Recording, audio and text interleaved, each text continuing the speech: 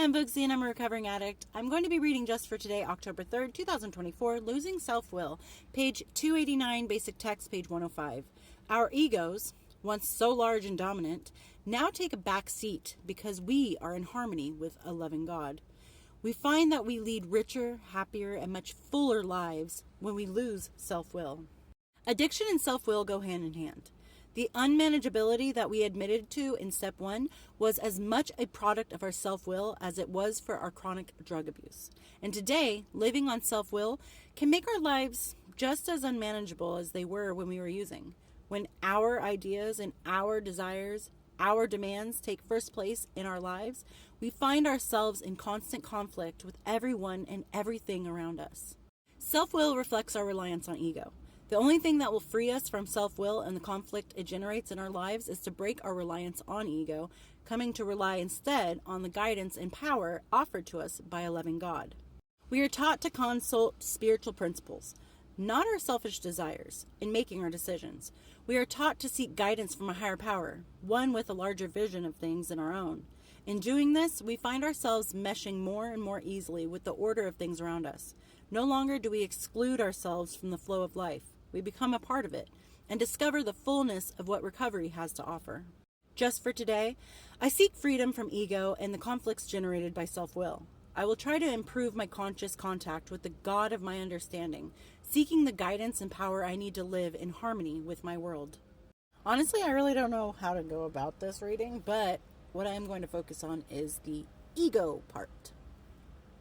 And that is, think of all the times that you found yourself standing there arguing with somebody, saying that you're right. And you argue and argue and argue, and that person says, no, you're wrong. And they bring the proof, they bring the receipts. In that moment, it's a split-second reaction. Are you going to argue back and double down? Nope, nope, nope. I'm still right, and I'll twist it until I am. Or are you the type to say,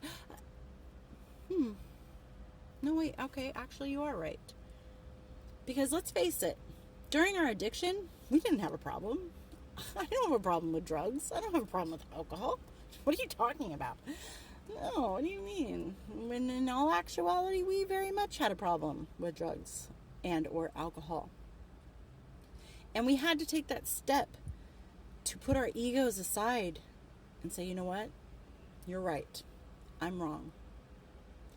And that was the only way for us to get better, was to admit that we were wrong. Admit that we have a problem.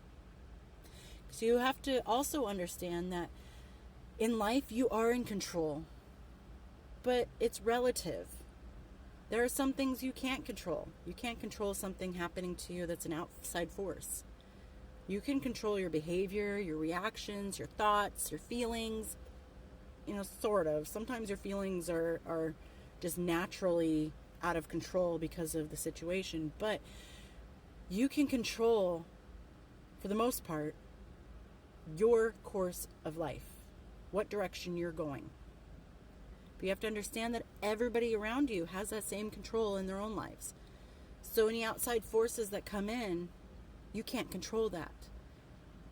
But you can very well control how you react to those outside forces. And sometimes you're not going to be right. Sometimes you're going to be proven wrong. And sometimes it's going to feel like you're constantly being proven wrong. And if you can't let go of your ego, you cannot grow in your recovery. Because there are things that are going to happen in life that you can't just argue away. Maybe a loved one gets hurt, or you lose a loved one, or a relationship ends because the other person wants it that way. You can't just be like, no, you're wrong. That's not. No, my family member isn't hurt, didn't get into an accident. No, my family member didn't pass away. No, you're not going to break up with me. Nope, you're not going to stop being my friend. There are things in life that you can't argue yourself out of. It's just going to happen. Life on life's terms. And as soon as you can acknowledge that and embrace it, you can grow from that. Because In life, you're going to have pain. In life, you're going to have disagreements. There's going to be conflict.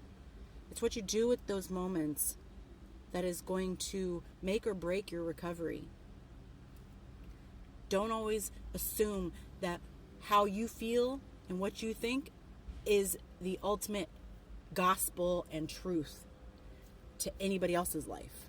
It might be something that you're feeling that's true to you, but from the outside view, it's probably very wrong. Just like when we were using, we didn't have a problem. I'm hiding it really well. Like, obviously, I'm not that bad. I don't know any addict that I've ever talked to who has ever said, yeah, I was totally obvious.